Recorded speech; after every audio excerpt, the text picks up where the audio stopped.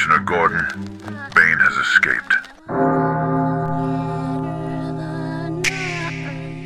Quiet rebellion is not loud, yet it is unforgettable. It is the art of dismantling control without ever raising your voice. Most people confuse rebellion with shouting, breaking, or forcing. That is desperation, not mastery. True rebellion happens when you shift silently while the world still believes you are where they left you. It is when you stop playing their game, but let them think you are still on the board. Quiet rebellion unsettles them more than open defiance ever could, because it gives them no moment of attack, no obvious move to counter. They look for noise, for a declaration, for a battle cry. You give them none. You give them silence, and in that silence, they begin to hear their own panic. To master quiet rebellion, you must first understand noise. Noise is distraction. It is proof you are reacting, not controlling. The world expects you to fight loudly because loudness is predictable. It tells them where you stand, what you want, and what you fear. Quiet rebellion denies them that clarity. It withholds your position. It confuses their calculations. While they look outward for explosions, you are shifting inward, building an empire they cannot see. The art is not in avoiding confrontation forever, but in controlling when and how it happens. By staying quiet, you rob them of timing. By rebelling silently, you choose the ground on which the real war will be fought. Silence forces people to reveal themselves. They cannot stand the weight of it. They fill the air with their fears, their accusations, their projections. You do not need to expose them. They expose themselves, trying to interpret your lack of response. Quiet rebellion weaponizes their imagination. They begin to believe you are holding more power than you have shown. And in truth, you are, because power is never measured in volume. Power is measured in control. If you can master your own reaction, you can master the narrative. If they cannot read you, they cannot contain you. That is the essence of quiet rebellion. This art demands discipline. It is not natural to hold back. The instinct is to defend, to explain, to fight with the energy of the moment. But rebellion without discipline is chaos, and chaos leaves trails. Quiet rebellion requires you to act in ways that seem ordinary but carry intention so sharp it cuts deeper than open defiance ever could. You walk into rooms without a word, yet the air changes.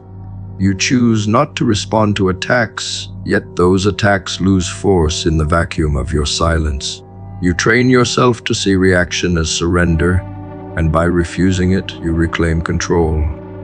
Every empire has fallen not because of the noise outside its gates, but because of the quiet collapse within. Quiet rebellion is the same. It is the cracks in the wall that no one sees until the fortress caves. It is the refusal to reinforce systems that no longer deserve your loyalty. It is the decision to grow beyond the reach of their influence, while they still believe they hold you. You do not have to shout to make a shift permanent. You only have to move consistently, silently, until the world realizes you are no longer bound. Quiet rebellion unnerves the oppressor because it denies them drama. Drama feeds them. It gives them proof of their importance, proof of their dominance. When you rise without it, when you grow without permission, when you create distance without sound, you strip them of the satisfaction they crave. They wanted a fight. You gave them absence. They wanted resistance they could crush. You gave them a void they cannot touch. Nothing infuriates the controlling more than your refusal to give them a stage. The art of quiet rebellion also transforms you. By refusing noise, you conserve energy. You redirect the fuel that would have been wasted on argument, on proving, on defending, and you invest it into becoming. That is the secret most never understand. Quiet rebellion is not passive, it is active construction. It is building yourself while they are busy trying to read silence as weakness. By the time they realize what you were doing, you are already unreachable, too far ahead to be dragged back. Quiet rebellion requires patience, but patience is not waiting. Patience is choosing the exact moment to reveal what you have built. And when that moment arrives, the impact is irreversible. It is the unveiling of a version of yourself that cannot be reduced to the one they once controlled. They realize they cannot break what no longer stands in the same place. They cannot destroy a shadow that has already moved beyond their reach. Mastering this art means accepting that you will not always be understood. People will question your silence. They will call it weakness, passivity, or confusion. Let them. Their interpretations are not your concern. Your concern is transformation without noise, movement without broadcast, rebellion without spectacle. When the results speak, the silence that built them becomes undeniable. That is the essence of quiet rebellion, to prove nothing, but to become everything. Ambition is often mistaken for desire that is purely your own, but in truth most of it is borrowed. You are born into a world that already decided what should matter. You are told success means certain numbers, certain titles, certain symbols that everyone will recognize. You adopt these without question because they are woven into the culture you live in. Yet, if you stripped away the validation of others, if there was no applause when you achieved them, many of these goals would evaporate. They exist not because you want them, but because you want what they represent in the eyes of the crowd. Redefining ambition begins with this honesty. It begins with asking whether the thing you are chasing will matter if no one is watching. That is the measure of authenticity. If it matters without witnesses, it is yours. If it only matters in the spotlight, it belongs to culture, not you. The tragedy of cultural ambition is that it creates endless competitors but no fulfillment. Everyone chases the same ladder, convinced the top will hold freedom. But the top only holds a narrower ledge and more eyes watching to see if you fall. Redefining ambition means refusing to measure yourself against borrowed milestones. It means discarding the blueprint of success you were handed and asking what kind of life would make you proud if you lived it in silence. This is a terrifying question because it exposes how much of your energy has been wasted on goals you never truly owned. Yet, without asking it, you will spend your years climbing ladders that lead to nowhere. When you redefine ambition, you must accept that the crowd will not understand. They will call you unmotivated if your goals do not mirror theirs. They will call you lost if your timeline does not match theirs. But what they truly mean is that you are no longer validating their borrowed map. You are choosing a path that cannot be measured by their approval. This is the price of authenticity. It is also the only way to live without regret. To chase validation is to chase a horizon that always moves further away. To chase what matters to you is to finally stand still long enough to feel that you are where you belong. Most desires vanish under scrutiny. Ask yourself if you would still want the car if no one could see it. Ask yourself if you would still want the promotion if no one knew your title. Ask yourself if you would still want the house if no one visited. The silence of those questions strips away the illusion. What remains is either hollow or true. Hollow desires collapse without witnesses. True desires remain heavy even in solitude. Redefining ambition is the art of keeping only what stays heavy when applause is removed. Cultural implants are seductive because they come with instant rewards. They offer recognition, envy, and a sense of belonging to the tribe, but they come with chains disguised as medals. You are never done proving yourself. You are never free to stop. Redefining ambition is about breaking those chains by rejecting the endless loop of comparison. It is about building a life that feels successful in your own chest, not one that only looks successful on a stage. This shift is not easy. It demands you walk away from paths that look impressive to others and walk into ones that only matter to you. This redefinition forces you to confront the ego. Ego thrives on validation. It lives for the eyes of others. But ego is not identity. It is the mask you wear to be seen. If you serve ego alone, you will abandon yourself. Redefining ambition means exposing ego for what it is, a beggar dressed as a king. You must starve it of applause long enough to discover what remains of your hunger when no one is watching. That hunger is your true ambition. Everything else is theater. The moment you begin to redefine ambition, you reclaim time. No longer are you bound to milestones that do not matter. No longer are you chained to endless comparisons that drain you. You begin to choose differently. You prioritize differently. You create goals that actually nourish instead of goals that only decorate. The freedom this gives you is rare, which is why so few taste it. Most will continue to chase borrowed desires until they collapse under the weight of achievement that feels empty. But you do not have to be most. Redefining ambition also redefines failure. When you live by cultural implants, failure is not reaching the standard others set. When you live by your own ambition, failure is betraying what you know matters to you. This kind of failure is rare, because once you know what you truly want, every step toward it counts. Even the setbacks, even the delays become meaningful. They are not wasted because they are still aligned. Nothing feels more alive than moving towards something that belongs to you. There is no freedom in chasing what the world tells you to chase. There is only exhaustion. There is no pride in achieving what was never yours to begin with. There is only confusion. Redefine ambition, and you remove the noise. Redefine ambition, and you remove the borrowed script. Redefine ambition, and you finally stand in front of a vision that feels like home.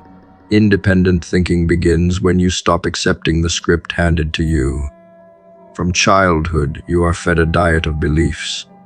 Some come from family, some from culture, some from institutions that needed compliance more than they needed truth. Most people never stop to question where these beliefs came from or whether they serve them. They live their lives like actors reading lines they never wrote, convinced they are expressing themselves when in reality they are only echoing. To start independent thinking, you must confront the uncomfortable fact that much of what you believe is inherited, not chosen. You must ask whether these beliefs are aligned with who you want to become or whether they are shackles keeping you small. This questioning is not rebellion for rebellion's sake. It is ownership. Until you tear apart the script and decide what belongs and what must be discarded, you are not living your life. You are performing someone else's idea of it. Borrowed beliefs are safe. They are convenient. They prevent you from standing alone because they keep you inside the herd. When you echo what everyone else echoes, you gain acceptance at the cost of identity. But there is a hidden cost to never questioning. You never discover what you actually think. You never sharpen your own reasoning. You never test whether your convictions can survive reality. Instead, you recycle phrases and positions because they feel familiar, not because they are true. Independent thinking demands you risk that safety. It demands you open doors you were told to keep locked. It demands you carry the burden of forming conclusions without the comfort of a crowd behind you. This is why most people never do it. They fear the silence that comes when their voice no longer blends into the chorus. But that silence is the birthplace of real identity. To begin this journey, you must observe not just your thoughts, but your behaviors. You may believe you are making choices freely, but neuroscience makes it clear that most of your actions are automatic. The studies show that 95% of what you do each day comes from habits buried deep in your subconscious.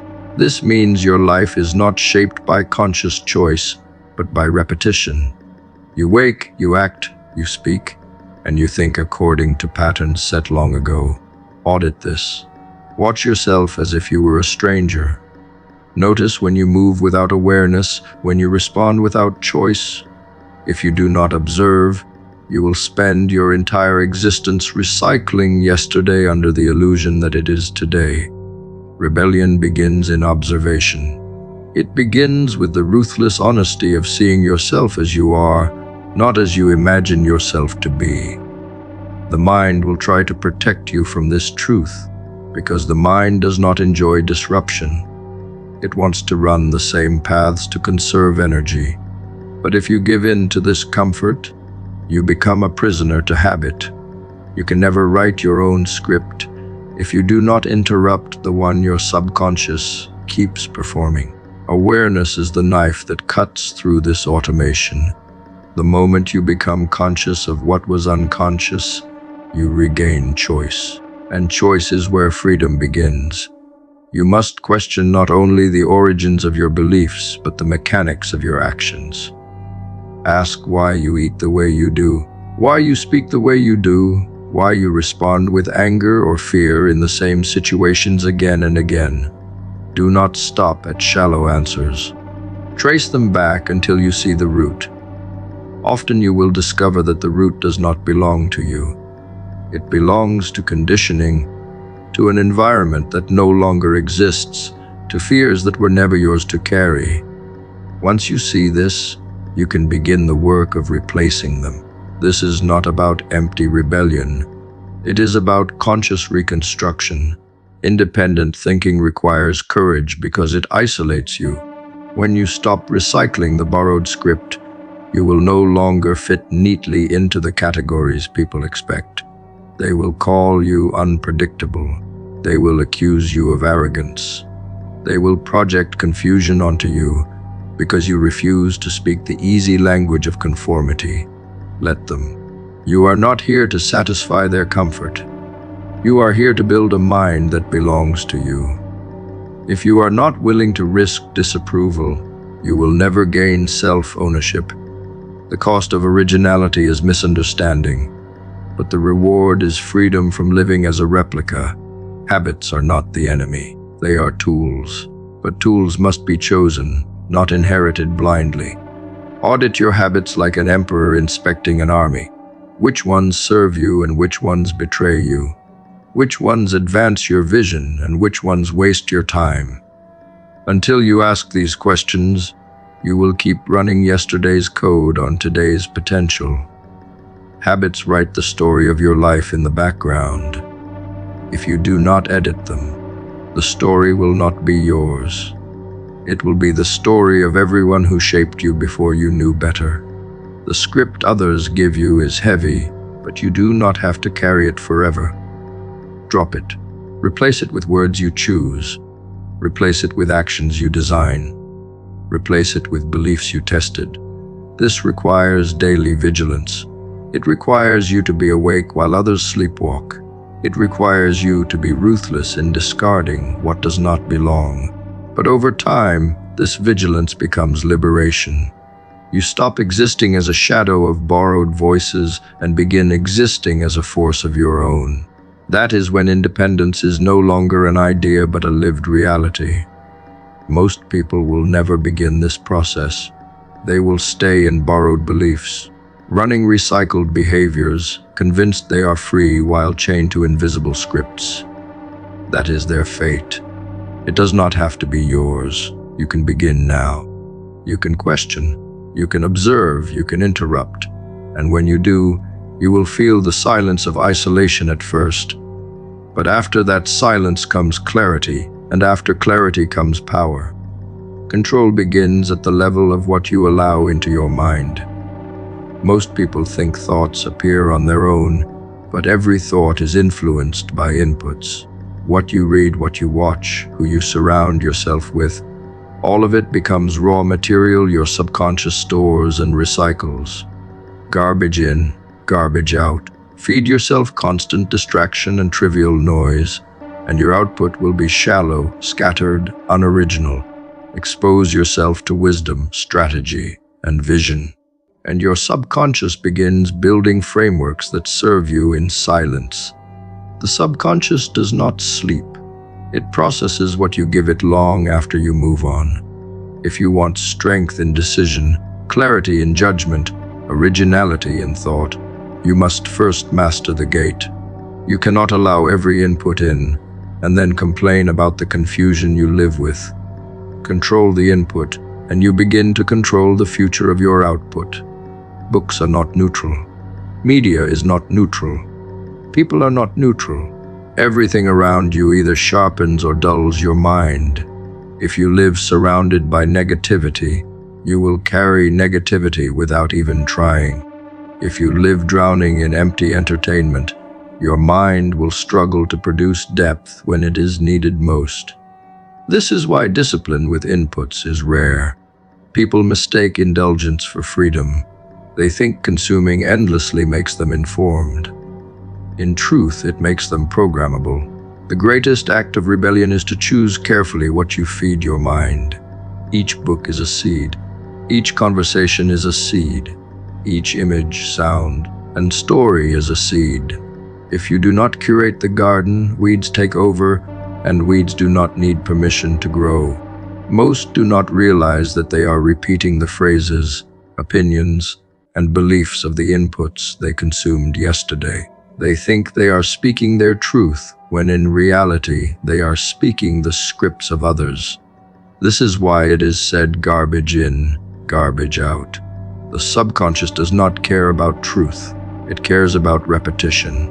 Whatever it sees most, it stores deepest. That is why control of inputs is not just advice. It is survival. You cannot build independence of thought while bathing daily in conformity. You cannot build clarity while drowning in noise. The silence of original thought is born only after you cleanse the channel of what is poisoning it. But control of inputs is not enough. You must also value boredom. Boredom is feared in a world addicted to stimulation. People run from silence because they think it signals emptiness. They grab their phones, scroll endlessly, fill every gap with noise, terrified of facing the stillness. But what they call emptiness is the doorway to creation. Neuroscience shows that in states of boredom, the brain's default mode network lights up.